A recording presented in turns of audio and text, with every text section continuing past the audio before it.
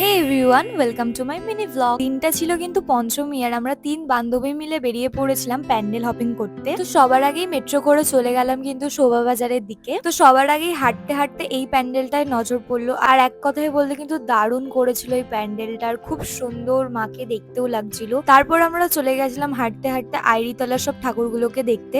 তিনটে প্যান্ডেল দেখার পরই আমাদের চোখে পড়ে এত বড় বিশাল একটা মেলা। আমরা নিজেকে কন্ট্রোল করতে পারি না, আর আমরা 3 বান্ধবী মিলেই কেটে ফেলি টিকিট। রানী তো বলেই দিয়েছিল যে উঠবে না, কিন্তু আমরা জোর জবরদস্তি থেকে উঠিয়েছি। ও তো মানে বিশাল ভয় পাচ্ছিল, আর সুকন্যা তো এত জোরে চিল্লাচ্ছিল মনে হচ্ছে কি ভূতে ধরেছিল লিটারালি। তারপর আমরা একটু মেলাটা আর কি চারিপাশে ঘুরে দেখছিলাম। দেন আমাদের প্রচুর জোরে খিদে পেয়ে গেছে, যেহেতু সারা বিকালটা কিছু খাইনি। 3 বান্ধবী ফুচকা খেয়ে একটু গল্প করে আবার হাঁটতে শুরু করলাম আমরা।